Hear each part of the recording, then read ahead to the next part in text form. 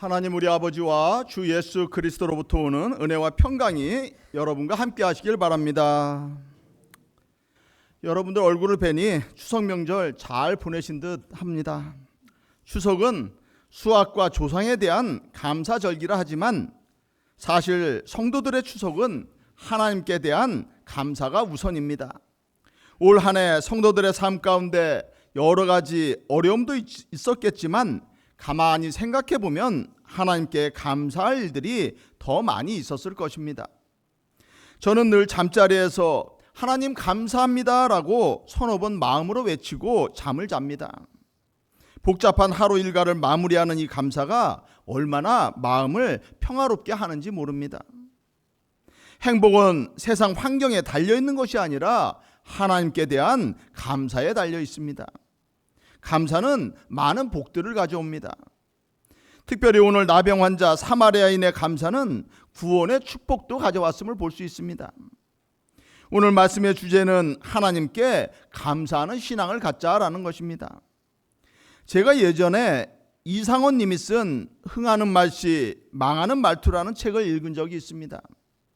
그 중에 감사합니다라는 말이 기적을 만든다라는 글이 있습니다. 우리가 잘 못하는 말 중에 하나가 바로 감사합니다라는 말입니다. 감사의 말을 못하는 사람은 원방의 말을 주로 하면서 또 살아갑니다. 그런데 말에는 부메랑의 법칙이 있어서 내가 한 말은 나에게 돌아와서 결실을 맺게 되는 것입니다.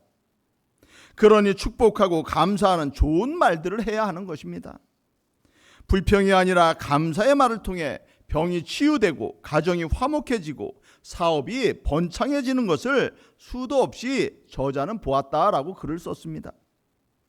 김은혜라는 세 자녀를 둔 여자분은 직장으로 1시간 매일 지하철을 타고 출근을 한다고 합니다. 얼마나 힘들었겠습니까? 그런데 그 지하철 탑승 시간에 100일 작정으로 오로지 감사한 일들을 떠올리며 감사하겠다라는 결심을 했습니다. 생각나는 대로 섭섭했던 사람에게도 감사하고 역경에도 감사하면서 기쁨과 희망이 충만해짐을 느꼈다고 합니다. 그렇게 얼마를 지나자 주위에서 도대체 당신은 무슨 화장품을 쓰느냐라고 물었다고 합니다. 감사하는 생활을 했더니 피부 트러블이 없어지고 화장을 안 해도 얼굴이 빛이 나고 맑고 투명해졌다고 합니다. 남들이 무슨 좋은 일이 있느냐고 계속해서 또 묻더라라는 것입니다. 예전 같으면 무슨 좋은 일이 있느냐라고 투명하게 대답했을 텐데 이제는 좋은 일이 제게 많이 있다라고 대답을 했습니다. 그런 삶을 살아가니 어쩐지 좋은 일들이 매일 생길 것 같은 생각이 들었고 정말 좋은 일들이 자신에게 많아졌다고 합니다. 감사하면 감사할 일들이 더 많이 생기는 것입니다. 감사는 스트레스를 완화시키고 면역 체계를 강화하고 치유를 또 촉진한다라고 합니다. 예전에 제가 암에 걸린 친구 부인에게 평생 감사책을 선물했고 읽어보니 너무나 좋았다고 제게 고맙다는 감사의 말을 들은 적이 있습니다. 감사로 우울증이 회복되고 건강도 또 회복되는 것입니다. 여러분의 삶 가운데 감사한 일을 찾아서 마음으로 감사해 보시기 바랍니다. 여러분의 삶이 분명히 행복해질 것입니다. 우리 자신과 이웃에게 감사해도 삶이 바뀌는데 하나님께 감사하며 살면 얼마나 인생이 확 바뀌겠습니까? 오늘 본문의 나병 환자는 예수님께 감사함으로 구원받게 되는 놀라운 축복을 경험했습니다. 여러분의 인생 목표가 무엇입니까? 구원받고 영생 얻고 천국 가는 것이 신앙인의 목표인 것입니다. 이 목표가 분명하면 세상의 핍박과 죽음의 위협 앞에서도 당당하게 믿음을 지키며 살아갈 수 있는 것입니다. 요즘 수요일에 공부하는 요한계시록 이야기가 바로 이런 이야기입니다. 로마 제국이라는 엄청난 권력이 이방 신들을 예배하고 황제를 숭배하라라고 명령을 했습니다. 그렇지 않으면 사회적으로 왕따가 되고 상거래도 할 수 없고 매맞고 감금당하고 죽기도 했습니다. 그래서 많은 사람들이 예수님을 버리고 우상을 숭배하며 세상을 쫓아 살아갔습니다. 하지만 또 많은 성도들은 믿음과 천국의 소망 가운데 핍박과 또 고난을 이겨내며 살아간 것입니다. 그들은 불평 대신에 주님이 주시는 십자가를 지고 고난당하는 특권을 주셨음을 오히려 하나님께 감사했습니다. 그렇게 믿음을 지킨 순교자들이 결국 천국잔치에 참여한다는 내용이 요한계시록의 핵심인 것입니다. 요한계시록은 우리에게 어떤 인생을 선택하겠느냐라고 질문하는 책인 것입니다. 음녀인 로마 제국에 순종하고 크고 영화롭고 화려함 속에 거하는 것은 결국 멸망에 이르는 길이다라고 가르치는 것입니다. 힘들더라도 나와 함께 구원의 좁은 길을 가자고 외치시는 예수님의 계시가 담긴 책이 요한계시록인 것입니다. 보석으로 꾸민 거룩한 성 새 예루살렘을 계시로 보여주고 생명수 강이 흐르고 생명나무 실과가 있고 기쁨과 행복이 영원한 천국의 모습을 고난 겪는 성도들에게 미리 보여주는 것입니다. 그래서 그 소망 가운데 예수님을 끝까지 믿고 믿음의 정절을 지켜 구원과 영생을 얻으라는 책이 바로 요한계시록인 것입니다. 그 마지막 날을 바라보며 사는 사람, 하나님의 선하심을 믿는 믿음이 있는 자는 항상 기뻐하고 범사에 또 감사할 수 있는 것입니다. 그러므로 감사가 넘치는 삶이 곧 구원의 징표다라고도 할 수 있습니다. 성령의 9가지 열매에 감사가 없지만 저는 성령의 열매의 근간이 바로 감사다 생각합니다. 하나님께 감사하는 삶을 사는 성도는 원수도 사랑하고 기쁨과 화평이 있고 오래 참고 인내하며 자비롭고 선행을 베풀고 하나님께 충성하고 온유하고 절제하는 삶을 살아가게 되는 것입니다. 성경을 보면 많은 감사의 내용들이 나옵니다. 가장 많은 감사가 있는 장은 시편 136편입니다. 여호와께 감사하라, 그는 선하시며 그 인자하심이 영원하다라고 시작을 합니다. 26절로 되어 있는데 매 절마다 감사하라라고 적고 있어서 26번의 감사가 이 장에는 있는 것입니다. 비천한 가운데서도 우리를 기억해 주신 이에게 감사하고 모든 육체에게 먹을 것을 주신 이에게도 감사하라 적고 있습니다. 요즘 이혼율이 높고 가정이 불행해지는 요소도 바로 배우자에 대한 감사를 잊었기 때문이 아닌가 생각을 합니다. 부부가 서로 감사할 것을 찾아서 헤아려보고 서로 칭찬하다 보면 관계가 돈독해지는 것입니다. 서로 불평하는 것이 습관이 되면 아무리 사랑했던 관계도 금방 또 멀어지게 되는 것입니다. 가족들, 자녀들과의 관계도 또 마찬가지입니다. 칭찬하면 고래도 춤춘다고 하는데 자녀를 칭찬하면 좋은 관계가 만들어지는 것입니다. 이런 깨달음을 제가 가진 후 저는 제 자녀들이나 또 주변 사람들을 크게 야단친 적이 별로 없습니다. 사람은 야단치고 훈계한다고 고쳐지는 것이 아니라 사랑하면서 하는 것이다 깨달아진 것입니다. 물론 죄된 것은 그 사람과 공동체를 위해서 지난주 설교처럼 경고해주고 바로잡아야 주는 것이 맞습니다. 내가 누리는 행복은 내가 가진 소유에 비례하는 것이 아니라 감사하는 마음에 비례합니다.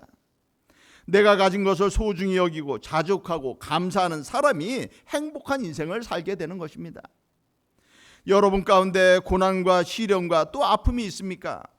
그 고난과 아픔까지도 끌어안고 하나님 앞에 나아가 기도하며 주시는 은혜를 감사해 보시기 바랍니다. 여러분의 삶을 헤아려 보면 아직도 많은 감사 제목들이 있음을 발견하게 될 것입니다. 그렇게 감사하다 보면 더 많은 감사할 일들이 여러분을 찾아올 것입니다. 무엇보다 죄 가운데 죽어서 멸망할 수밖에 없는 여러분이 구원의 길을 가고 있다는 것 자체로 감사하시기 바랍니다. 하나님은 오늘도 여러분을 찾아오시고 함께 하시고 품어주시며 구원으로 인도해 주시고 계시는 것입니다. 오늘 본문을 보니 예수님께서 예루살렘으로 가시는 길에 나병 환자 10명이 소리를 지르며 따라오는 것을 보십니다. 유대율법은 죽은 사람의 시체를 만진 자는 7일간 부정하다 했습니다. 이렇게 부정하게 된 사람은 성전에서 예배도 드릴 수 없습니다. 이처럼 하나님과의 관계마저 소홀하게 되고 끊어지게 되므로 부정해지는 것은 사람 사이의 큰 문제였습니다. 나병 환자를 만진 자도 마치 시체를 만진 자처럼 전혀까지 부정해진다고 여겼습니다. 병의 전염도 문제지만 이처럼 부정함이 전염되는 것을 막기 위해 그들은 마을에서 쫓겨났고 외진 곳에 모여 살았던 것입니다. 일반인들과 100규빗 대략 50m 정도 떨어져서 사람들이 혹시 보이면은 나는 부정하다라고 외쳐야 했습니다. 그렇지 않고 사람들 앞에 나타났다가는 돌에 맞아 죽을 수도 있었습니다. 하나님께 저주받은 이들이라는 사회적 종교적 학대 속에서 그들은 하루하루를 죽지 못해 살았던 것입니다. 그런데 어느 날 메시아라고도 불리는 예수님이 자신들의 거처 인근을 지나간다라는 소식을 들은 것입니다. 예수님이 자신들과 같은 병자들을 고쳐주셨다는 이야기도 아마 들었을 것입니다. 그들은 큰 희망 가운데 용기를 내어서 예수님께 달려왔습니다. 잘못하면 돌에 맞아 죽을 수 있지만 이번에 꼭 병을 고쳐야겠다라고 결단을 했던 것입니다. 그들은 소리 높여 예수 선생님이여 우리를 불쌍히 여기소서라고 외쳤습니다. 사람들은 얼굴을 찌푸리며 아마 저리 가라라고 했을 것입니다. 그럼에도 그들은 아마 절박한 마음으로 절규에 가깝게 목이 터져라 외쳤을 것입니다. 예수님은 그들의 아픔을 보셨고 또 외면하지 않으셨습니다. 여러분도 예수님께 간절한 마음으로 나가면 분명히 주님이 응답해 주실 것입니다. 예수님은 그들에게 가서 제사장들에게 너희 몸을 보이라 말씀하십니다. 이는 예수님이 그들의 믿음을 또 시험해 보고자 한 것입니다. 그들은 지금 고침받지 못했지만 믿음을 가지고 예수님 말씀에 순종하여 또 길을 떠났습니다. 놀랍게도 그들은 길을 가다가 자신의 몸이 나은 것을 발견하게 되었습니다. 짓무르고 터졌던 피부가 회복되며 활기를 찾아가는 것을 느꼈습니다. 그들은 기뻐서 얼싸안고 환호했을 것입니다. 그들의 머릿속에는 빨리 제사장에게 자신의 나은 몸을 보여주이고 그리운 가족들과 만나는 생각뿐이었습니다. 이제 그들은 오랜 소망을 이루었고 예수님은 안중에 들어오지 않습니다. 그런데 10사람 중 한 사람은 예수님을 기억하고 발길을 예수님께 돌렸습니다. 병이 나은 감격 속에서도 병을 낫게 해주신 분을 잊지 않은 것입니다. 우리가 세상 축복에 취해 은혜를 베푸신 하나님을 또 잊어서는 안 되는 것입니다. 그는 하나님을 찬양하고 영광 돌리며 돌아와서 예수님 발 앞에 무릎 꿇고 엎드려 감사했습니다. 이때 감사했다라는 단어는 단순한 과거형이 아니라 현재 분사를 사용했습니다.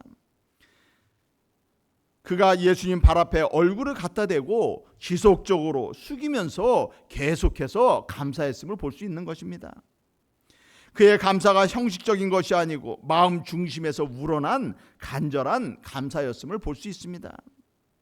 겸손한 사람, 하나님을 마음으로 섬기는 사람만이 하나님께 감사할 수 있습니다. 우리는 성도들의 믿음의 크기를 이러한 감사로 재어볼 수 있는 것입니다. 환경과 상황을 초월해서 감사할 조건이 아닌데도 감사할 수 있는 성도가 믿음의 성도인 것입니다. 다윗은 사무엘 선지자에게 기름 부음을 받았지만 고난의 삶을 10여 년간 계속 살았습니다. 사울 왕에게 10여 년을 쫓겨다녀야 했고 왕이 된 후에도 자신의 사랑하는 아들 압살롬의 반역으로 쫓겨다니기도 했습니다. 그러함에도 그가 쓴 시편을 보면 늘 감사가 넘쳐나는 것입니다. 여호와는 나의 목자시라 고백하고 은혜를 베푸사 나의 기도를 들어주신다라고 고백을 합니다. 시편을 쓴 시기를 연구하면 실제 다윗의 삶은 아직 기도 응답을 받지 못한 고난 가운데 있었던 삶이었습니다. 그럼에도 다윗은 하나님은 나의 빛이고 구원이고 산성이요 피난처시요 환난 중에 만날 큰 도움이다 라고 고백을 했습니다.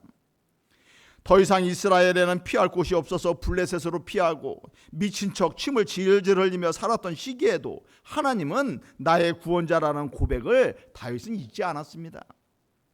그는 최악의 상황에서도 자신을 돌보시는 하나님을 기억하고 하나님께 감사하며 섬겼던 것입니다. 왕이 되어 영화를 누릴 때에도 비천했던 자신을 왕으로 세워주신 하나님의 은혜를 생각하며 또 감사했습니다. 이렇게 늘 하나님 앞에서 낮추고 감사하는 다윗에게 어찌 복이 임하지 않았겠습니까? 하나님께 복을 달라고 하기 전에 하나님께 대한 감사의 마음부터 우리는 회복해야 하는 것입니다.